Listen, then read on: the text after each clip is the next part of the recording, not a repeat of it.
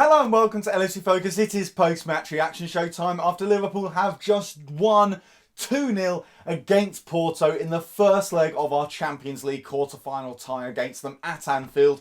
And everyone's feeling a little bit weird after the game. I think everyone's kind of got this feeling of, if we'd got one more goal and made it 3-0, that would have been the tie absolutely dead in the water. Going to the Estadio de Dragao, knowing that one extra goal would mean they'd have to score 5, that would be absolute curtains for Porto. Whereas, if they'd scored an extra goal and made it 2-1, or even if the game had been 1-0, you get the feeling they would have actually been pretty satisfied with that result and would have backed themselves to maybe overturn it with a big performance in the second leg. As it stands, it's weird that it almost feels in the balance, especially given that they have not got an away goal and we've got a pretty commanding 2-goal lead. And I'll come on to a bit more about the performances of the respective sides later, but even though we were under pressure at times, it never really felt like we'd completely lost control of the tie. So I don't think by any means it's in the balance. I just think that coming away from this, we maybe expected a tiny bit more. I think in most of our dreams, we wanted to see Liverpool have this tie done and dusted and not have to worry about that away leg a huge amount.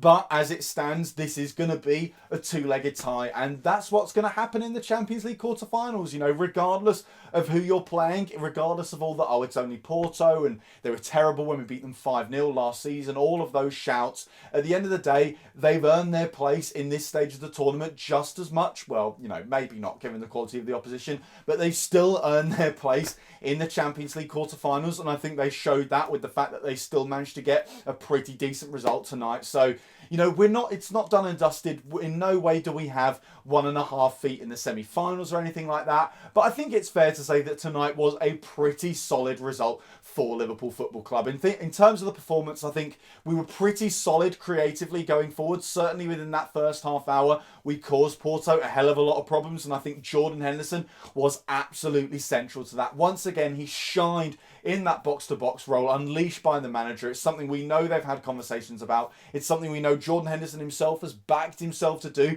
He said to Jurgen Klopp, I want to be playing further forward. I think I can influence matches more going further forward. And I think now that Klopp trusts Fabinho a little bit more, and I think we certainly saw that tonight in terms of Fabinho was playing as the sole defensive midfielder at times. He was the holding role. He was the number 6, and he did it very, very well at times. He just broke up play fantastically, cut out passes, made some really, really solid tackles as well. Everything you want from your defensive midfielder. And I think now that Klopp trusts Fabinho in that role, he's happy to unleash Jordan Henderson a little bit more going further forward. And Henderson was fantastic. That ball for the second goal is brilliant. He deserves an assist as well for the Mane one, which is just about offside. It's fractional, but at the end of the day, VAR has, I think it's fair to say, got that one spot on, even though, like I said, it was absolutely tight. But Henderson deserved an assist at least for the performance that he put in today. The creativity going forward, the energy, the ability to win the ball back. Him and Keita essentially played the same roles either side of Fabinho,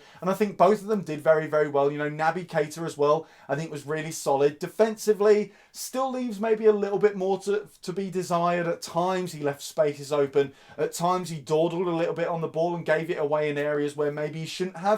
But I think certainly a massive improvement on what we've perhaps seen in the past from Naby Keita, especially going forward, where at times he's looked like he just hasn't been able to affect games. He's looked like he's on a completely different wavelength to the attacking players around him, whereas tonight he seemed tuned into the rhythm that everyone else was playing along to, and that is a massive, massive boost. And obviously the goal is always going to do him a world of good. Once again, it's deflected off an opposition player like the one he scored against Southampton, but I don't think anyone's going to care. I certainly don't think Naby Keita cares, and long may this goal scoring run for him can continue. I think it's going to be fascinating to see whether or not he turns out against Chelsea and what exact role he might play in that game if he does end up either in the starting 11 or coming on as a sub. But I thought going in forward in general, we were very, very solid. We obviously had to do a little bit more going forward through the midfield because of the absence of Andrew Robertson, and I think that's what informed the decision to make Henderson play further forward and get both him and Keita to be playing as box-to-box and at times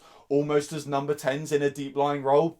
And I think that certainly helped because we didn't really offer that much going down the flanks, and that kind of nullified Salah and Mane at times. I think both of them, whenever they got on the ball, looked like they were being crowded out just a little bit too much, especially Mo Salah, who was in possession a lot of the time, got into threatening areas, but every single time he was just crowded out. He couldn't find a way through, whether it was via a pass or via a dribble into the box. There was always someone in the way, and that's going to come when you have a situation like we had where we couldn't play through the fullbacks as much. So I think it's testament to how clever Jurgen Klopp's forward planning was, that he saw through that issue before the game had even started and made sure that Henderson and Keita influenced the game from slightly more central areas and made sure that we still had a lot of creativity going forward. And obviously it dies off a little bit towards the end of the game, but I think that was almost part of the plan. It didn't look like we were trying too hard. It didn't look like we were labouring the point.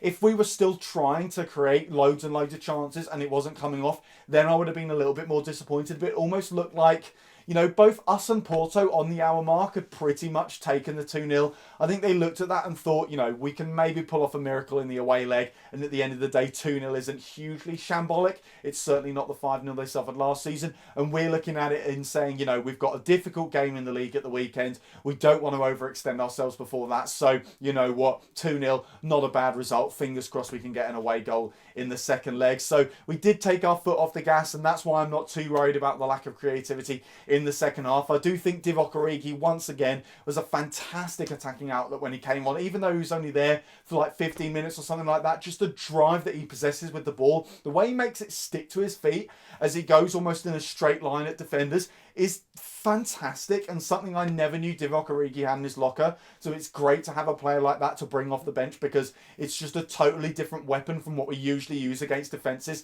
and it does catch them off guard every single time. So all in all, the attacking performance I am content with, and I think that's kind of the overall message from tonight, is that none of us are ecstatic, none of us are really disappointed. We're just kind of, it'll do.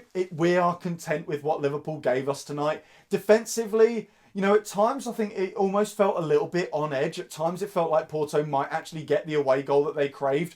Although looking back on the game, even though at times they dominated the ball and they looked like they actually had control of the match, they never really created anything hugely threatening in the final third. Their number 9, what's his name? I think Maiga, he had a fair few chances. At times it looked like he might even get the goal, but when it mattered, Alisson would step up or one of the defenders would come in and stop him from getting a decent shot away. So like I said, even though at times Porto threatened and looked a little bit dangerous, we always seem to have the better of them, and that doesn't surprise me, because it's what I talked about in the pre-match build-up show where, like I said, Porto will show guts, they will show fight, they will try their best to get a result from this game. And like I said, they're in the quarterfinals for a reason. They've got the quality to, at least threaten to make and to impose themselves on this match and on the scoreline. But at the end of the day, Liverpool are the significantly better team, and when it mattered, our quality just about saw us through it in the defensive areas of the match. And that's a hugely positive sign going into the away leg, because ideally we get an away goal early on, Porto don't look like too much of a threat, and we start to do what we did tonight, where we bring off players on the hour mark, on the 70-minute mark, and focus once again on the league campaign. But all things considered, a pretty solid result for Liverpool tonight. I think, given how we performed, if we do something like that in the away leg, I can't see us getting knocked out. It would take a catastrophic performance from Liverpool in that second leg in a week's time for us to drop out of Europe. And, if we throw away the lead now, we probably don't deserve to be in the competition anyway, so I wouldn't be hugely annoyed with that, although obviously with the position we're in now, we've got a huge advantage. We really do need to press that home and make it through to the semi-finals. So that is all for today's video. Thank you guys very, very much for watching. If you did enjoy this video, as always, you know what to do. Hit the like button even down there. Hit that subscribe button there if you're new around here. Check out some of the other videos that have been out on the channel over the past few days. Don't forget to follow at LFC Focus TV on Twitter. And I'll be back soon with the pre-match content for that massive game against Chelsea at the weekend. Until then, bye for now.